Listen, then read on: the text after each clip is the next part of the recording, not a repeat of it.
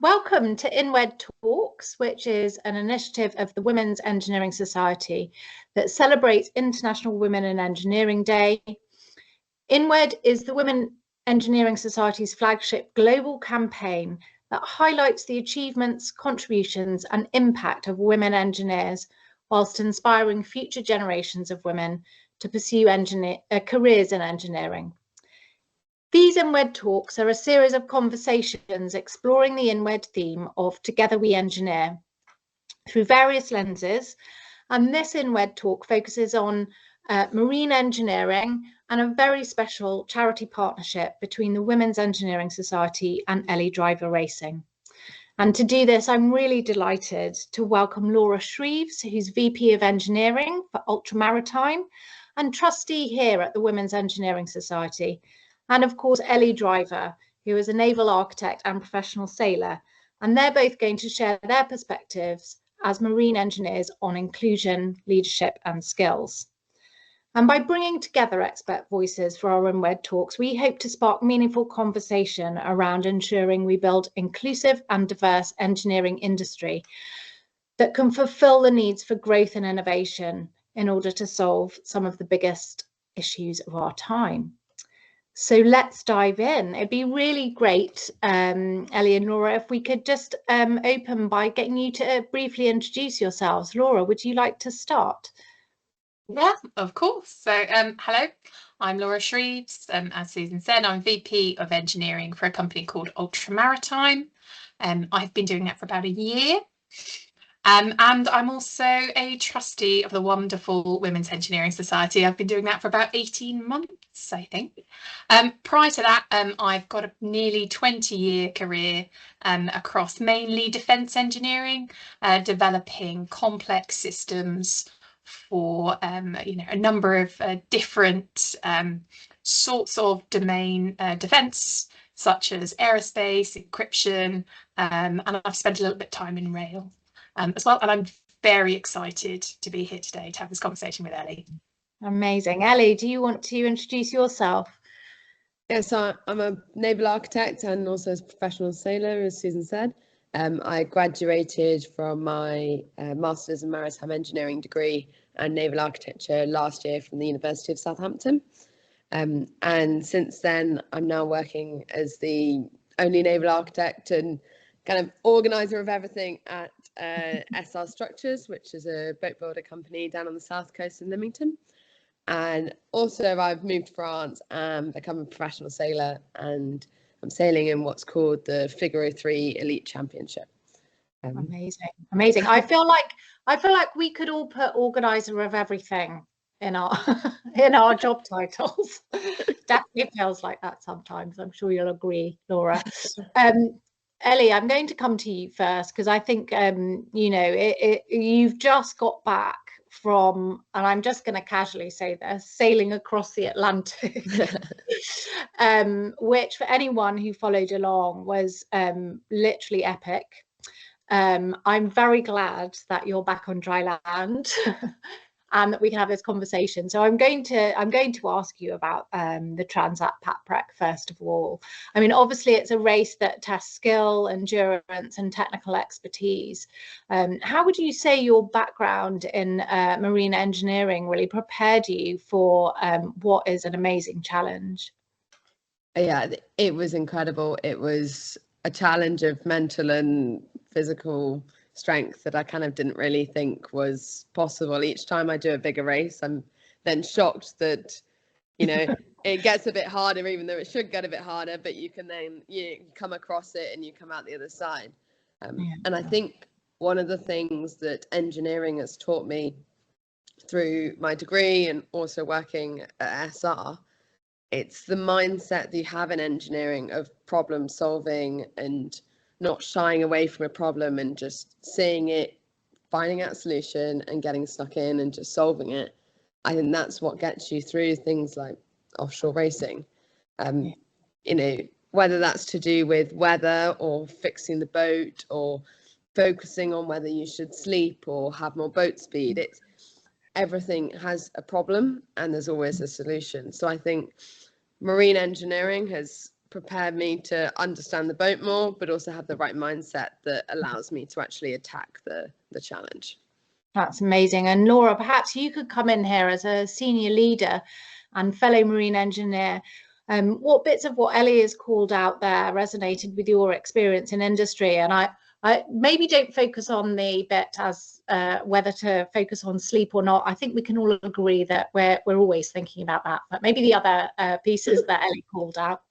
Yeah, so I also followed you on your journey on Instagram, Ellie. I just think it was awesome, like the highs, the lows, everything. And I really liked how accessible you made that whole journey. As I say, it was just really, really great to see. But there are so many parallels, I would say. You know, different context, obviously, between what you faced every day and what I face in engineering leadership. It's that complex problem solving for me, really understanding, right, okay, this, I've got to knock down this problem, right, I'm going to do that, I'm going to focus on this one, I'm going to do that, but also keeping in mind that sort of bigger view. You know, you've got your goal. The same with me, I've got my goal sort of from a strategic engineering perspective, so knowing that all the problems that you're going to knock down are actually, you know, taking you to where you need to be, whether it's the next 24 hours in your case, or, you know, in mine, the next 5 years. But it is definitely a very similar mindset. And I think as engineers, I mean, when you break it down, all it is really is that problem solving and your ability to really understand complex situations and break those problems down and solve them. So yeah, I can see so many parallels there. Oh, yeah, amazing. And while I've got sort of two technical people together, and perhaps Ellie, you can start on this one.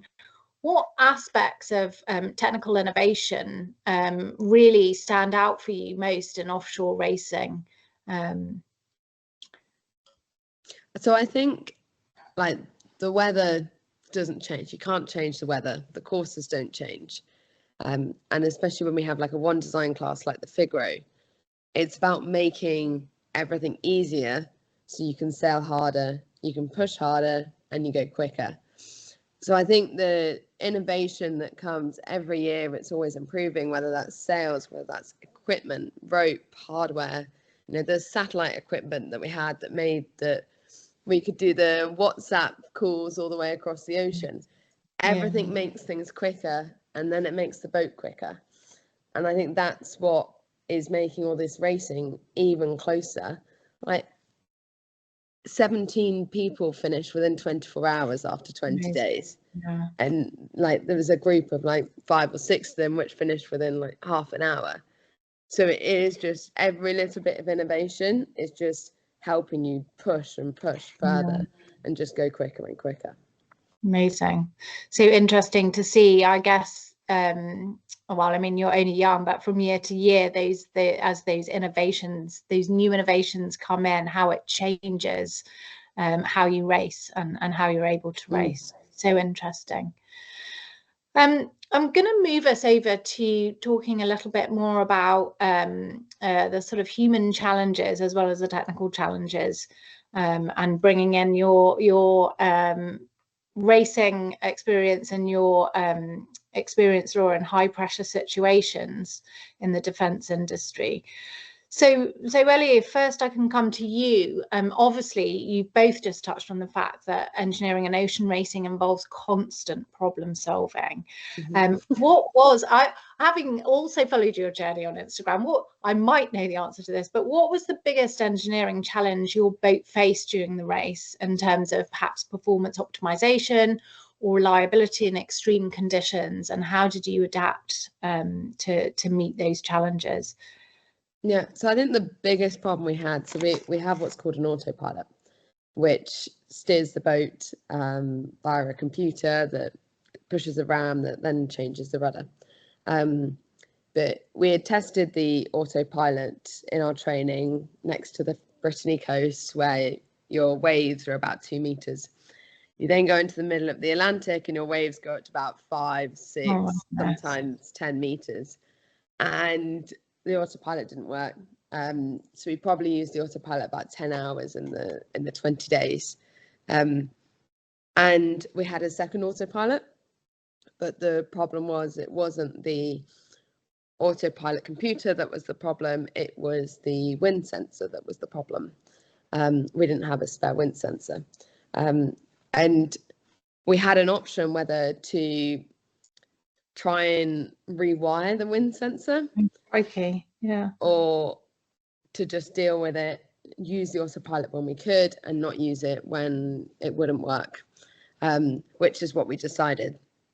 We decided that trying to rewire the wind sensor could potentially cause us more problems, therefore not actually having any wind data at all, and that would make the situation 10 times worse.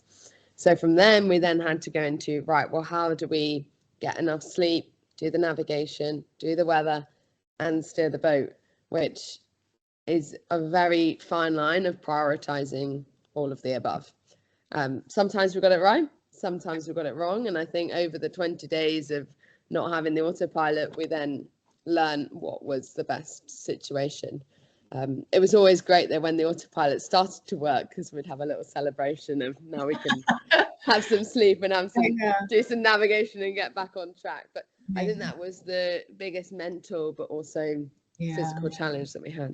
I mean, that's quite a blow, isn't it? How far into the race were you when you discovered there was a problem? Just yeah, not that far into the race. And as you got further into the race, the problem just got worse and worse and worse. Oh gosh. And yeah, no, that's pretty horrendous. Like I say, I think I've mentioned this to everyone. I can't even watch Ellie's videos because I get such terrible travel sickness. I can't. Even just watching the videos, I can't. So how you did it in real life, I just don't know. But Laura, listening to what Ellie said there, what sort of skills has she sort of called out there that you really look for when you're building your teams and building those high performing teams in the defence industry?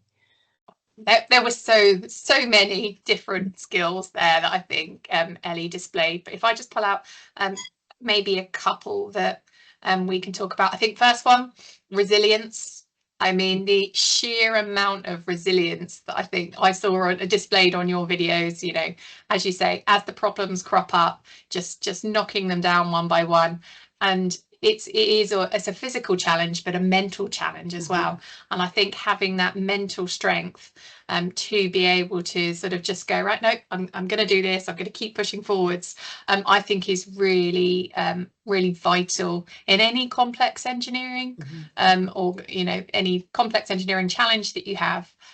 But yeah, definitely required for our industry, I would say. So yeah, resilience. And I think also communication is absolutely key. I could see, is it Ollie who? Yes, I could see you were, you know. Shout out to Ollie, poor old Ollie. He never gets a look in on these things. But well done. He did some of the videos as well, didn't he? So, you know, you could just see, you know, that clear communication as well is absolutely vital, isn't it? And again, you know, any sort of complex engineering, it's not one person, it's never going to be one person. Things are increasing in complexity all the time. You know, I've worked on probably, you know, projects that are 10 people. I've worked on projects that are hundreds and hundreds of people. And if you don't have the ability to communicate and those proper channels to communicate, miscommunication, you know, is the root of so many, I would say, complex engineering issues that you have. You know, just bringing it back to, you know, your original issue there that you were talking about, Ellie, you know, things not being, you know, particularly tested in maybe representative environments, you know, that you could potentially bring that down to a root cause of having some sort of miscommunication where someone didn't really understand, you know, the operating environment and the constraints that it's going into. So for me, I would say resilience and communication were definitely ones that stood out for me there. Yeah, and I think, like, as you say, working with like 10 or 100 people, or even more than 100 people, I think choosing the right person for the job is really, really important, and using people's strengths to better the team and understanding when your weaknesses are their strengths and actually it's better to hand over. And there was plenty of times in the race where I went to Ollie, I was like, right, you're going to be miles better at this than me. You take over. you know, Amazing. I'll get some sleep and I'll come back and take over later. Or there was points where vice versa, and Ollie was like, right, Ellie, you know, you need to do some of this now because you know, it's a bit beyond me, and I need to go and steer the boat or whatever. And I think that's the same in like just every industry, that no one's the same and everyone is good at different things. Yeah, No, so absolutely. important, so important. No, that's really good. I love that. I love your little segue there to giving Ollie a job so that you could go and have some sleep. I'm sure he didn't sleep through that. How can I bring that back to the workplace, Susan? How do you reckon? Well, Laura, surely you're in charge. You can just. Yeah, I'm not sure my team would appreciate them working so that I could get more sleep. I mean, I could give it a go, couldn't I? Yeah, I think so. Let us know how you get on with that. Create a sleep break room. Yeah, do it. I love it. And I think it'd be really good actually to hear, Ellie, about that sort of one thing that sort of stuck out for me there, where you're describing your sort of crisis management. I don't know whether you classed it as a crisis. I'm classing it as a crisis. But around that decision making, and I'm sure, you know, as with big projects or as part of a race, that decision making can really make or break whether you're successful or not. And I'm just curious to know how much, you know, where that engineering ingenuity intersects with your sailing instinct when you were in those crises situations. Can you talk through that sort of balance between, you know, leaning into your engineering training and then leaning into your instinct? Yeah, I think it's a risk against reward. And I think, you know, we only have a certain amount of equipment on board, materials, spares on board. And like another example is we blew up one of the sails. It's a reaching sail. So when you're going across the wind, and it was awful weather, and we decided to put it up because the autopilot could just about work with it, because we weren't going as quick as the normal sail. Anyway, the sail autopilot gives up and the sail blows up in half. We've then got our sail repair kit. Now, you know, it's not an infinitive kit. We've got a limited amount of each material, each tape, everything on board. And we then had the decision, right, do we try and fix this sail, or do we keep the sail repair kit for when another sail might blow up later in the race? Because realistically, fixing that sail repair kit, we would have used up the entire sail repair kit. And then if we had another problem, we then wouldn't be able to finish it. And this was like, I don't know, day 10 into the race. So we still had half the race to go. So we made the decision, let's not fix it. We're going to keep the sail repair kit. We can do without the sail because we could use the other sails in place. And actually, at the end of the race, from that moment on, there was maybe only about half an hour where we actually needed the sail. So we made the right decision in the end. And if we had a problem, then we had all of our spares still. And I think it's, you know, you can always try and push the boundaries, and you know, it gets riskier and riskier, but is the benefit from that risk worth the risk?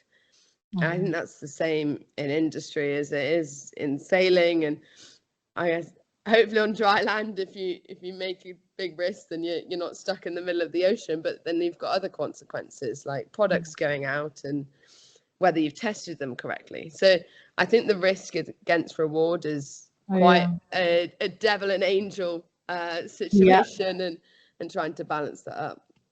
And I can completely concur. I mean, as VP of engineering, technical risk management is so much, you know, there's definitely the people element, but from a technical perspective, I don't work on projects anymore. If I'm working on projects, something's gone fundamentally wrong. It's part of my technical job, and the reason that I love still being in engineering is, you know, making sure that at the business level we are managing our technical risk in a very similar way that Ellie says. You know, you go through, don't you? You do your sort of cost benefits analysis quickly, right? What are my different options? What are the potential implications, so that you know that you're making that the correct decision with the information that you have at the time. I say that I think a lot during, you know, we make the best decision with the information that we have that particular time. Doesn't mean that we can't change our minds in the future, but it's having that systematic approach, isn't it, when you come to the management of technical risk. Yeah, no, that's so, and I have to say, working in engineering, one thing I've seen not done particularly well is when people don't add those important 3 words that you added on at the end there, Laura, which is at the time. And so people are constantly waiting and waiting for someone to say, well, you've got all the information there will ever be about this, so now you can make the decision. So I think that at the time is so key, and without that it sort of becomes you become useless at decision making because you're never making a decision. So I think that's really important. And Nora, perhaps I can come to you. We're going to sort of segue a bit more into innovation, sustainability. What advancements are you focusing on in maritime engineering at the moment? That's a good question. What we are talking a lot about at the moment, which the world is talking about, is AI. You know, how can we utilize the power of AI both in you know, in our products, but also our ways of working? And there's an extra sort of risk dimension in defence as well, because we, you know, want to. That was very strange. My microphone just went muted there. I didn't notice, so I don't know how much you got of that. Shall I start again? Yes, okay. Please. Yeah. Could you ask the question again, Susan? Sorry. Of course. Thank you. I think my hands were going a little bit, and I think I flicked the mouse. Something. Yeah. Too enthusiastic. I've done that many times. No worries. So Laura, what advancements are you focusing on in maritime engineering at the moment? Good question. I think it's one that quite a lot of the world is focusing on at the moment, and that's AI. So not just how to embed AI, machine learning into our products, but also into our ways of working so that we can make ourselves smarter, more efficient. There's an extra complication with the defence industry because we need to be able to balance, as we were just talking, balance that risk with the reward. But knowing how, you know, the rate of change in the world is going faster, the defence industry really does need to work out how to catch up. And I think for us, it's, as I say, harnessing the power of AI, but in the appropriate way so that we can understand those risks as well. But some very, very exciting modern thinking coming into the defence industry. So it's a great time to be here. Amazing. Ellie, what about you?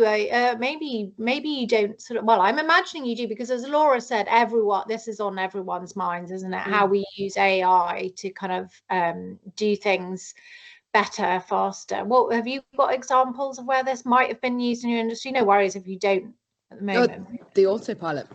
Great. Yeah. In the top boats, it's already in there. Not in the Figaro fleet, but in the bigger boats, and it will be a matter of year, if not a couple of years, until it will be in the majority of the autopilots.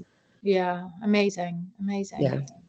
And just to bring us round to sustainability for a moment, you touched on it a little earlier in this conversation about the fact that you are in the middle of the ocean. You've got scarce resources. Did your experience being on this sort of being sort of isolated for 20 days really change your perspective on sustainability?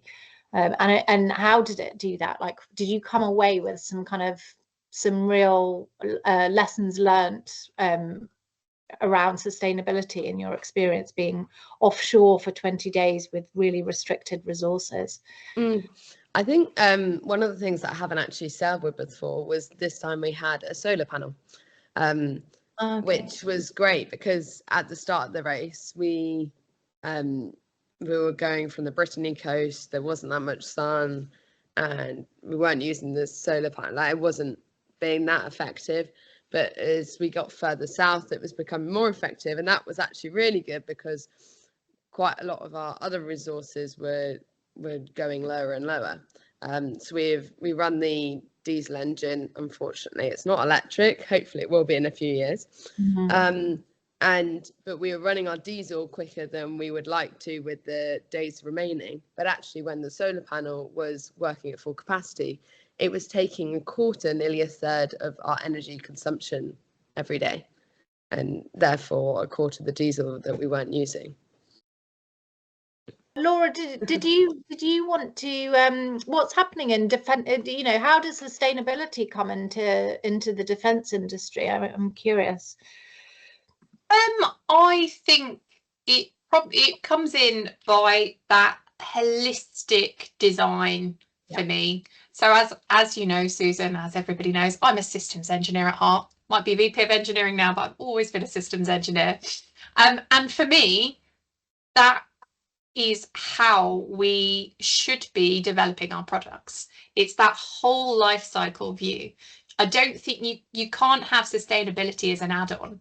It has to be thought about at that concept phase. It has to be built through the design. So by having systems engineers, people who can think holistically about the entire life cycle from concept to disposal, that is how you design then sustainability through your product life cycle. And it's definitely something that the defence industry is looking at more. One, because I think it's the right thing to do, and two, because I think the world is being, you know, is much more aware. You know, people are much more aware of the impact that humans are having on the planet. So it's more and more conversations, I would say, in the defence industry about having that true holistic life cycle from, as I say, from concept to disposal. But it's got to be at the start. Yeah, no, that's good. Good. Right. So I'm going to bring us to finish with some lessons in leadership, I think. And Ellie, if I can come to you first, obviously the ocean racing demands huge mental resilience, and both you and Laura touched on that earlier. But what leadership lessons do you think you've taken away? Obviously, you're at the start of your career, but I am sure you've taken away some leadership lessons from the Transat Paprec. What would they be, do you think? Yeah, so I think it's almost solo and double-handed. There's effectively, well, realistically, only one person's making decisions at a time because the other person's asleep. And I think it's I love how much you talked about sleep but if you don't, it's that there was a time, quickly talking about sleep, there's a time where we really got low on sleep, and then our decisions were going down and down and down, and then we started to break the boat. Then we stopped literally for 6 hours. We both just slept solidly, and then after then, from the race on, we were then climbing and gaining on the fleet. And offshore, it really is one of the most important things. And I think you've got leadership. This might sound a bit weird, but you've got leadership of a group of people, and then actually I think you've got leadership of yourself, and owning the situation that you have and understanding how you are acting, and are you actually in a right mind to deal with the solution?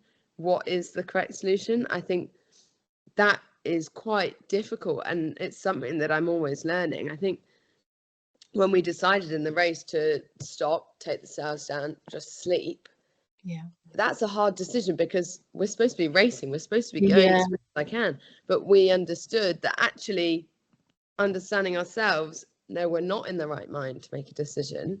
Right, let's reset, and then we can start making better decisions, like on and on. And I think whether you're in a team of just you, a team of 10, a team of 100, you've still got to make the right decisions. And I think looking from where I am now on to, you know, my next boat and the boat after that, you know, dream is the race around the world solo in an Amoca 60. And in that, I'm going to have a team anywhere from 10 people to 20, 30 people, depending on how big the campaign is.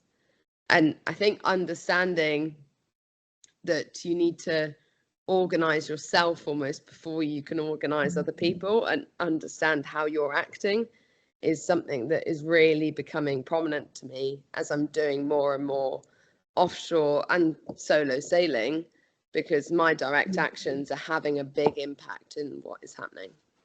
That's so I don't know about you, Laura, but I think that's so profound. And have you got an example where you've actually had to take a really difficult decision to, as Ellie has just there, as a leader, just say, right, we need to take a breath and we need to, you know, do something first to regroup before we can move forward? Have you got an example of that, or did you want to comment more generally on what Ellie said there about her lessons in leadership? I mean, again, there's so many things coming up for me here. I absolutely can resonate. And I was in the earlier part of my career in a very technical role. It was, you know, super technical focused. And then I moved into sort of leadership at a later stage. But it was a bit of a journey for me. And I had to go on that self-discovery that you were talking about there, Ellie. And I remember my husband saying to me, you need to put your own mask on. You know, put your own mask on first. You've got to make sure that you're okay, that you're in the right headspace before you can then help other people. Get to wherever we need to go, whatever context it is. And so that was a bit of a journey for me, especially coming from a very technical engineering background where I was an individual contributor. So it was doing, and almost pausing and stopping and thinking and having that time for self-reflection as you move into leadership. Felt like I wasn't being productive at all. But actually, the more you do it, the more you get used to it, the more you realize the power of it. And as a leader now, part of my role is to then support other people doing that. They're moving from that technical into more of a leadership space and saying, no, well, no, you know, we can do things quickly, we can do them properly. What's the balance of it? And I think that is one of the crux of being a leader, is knowing when to take action and when to actually have a stop and think about it. And I think the more you can work on yourself and your own self-awareness and emotional intelligence, that really then does help with yourself, and then to me as a leader, helping other leaders move into that transition. And I think actually another amazing, I think it's an important quality of a leader is them having a belief in the goal. You are like at the headstone of all of these people underneath you that are trying to achieve a goal, and if they don't see that you believe in it, there is no way that they're going to believe in it. So I think if you need to make sure that you're giving off that confidence and the resilience that it's going to happen, and then they will then follow suit and grow with it, and then they can put in, you know, 100% of their effort to keep going. Yeah, so Absolutely. good. So good.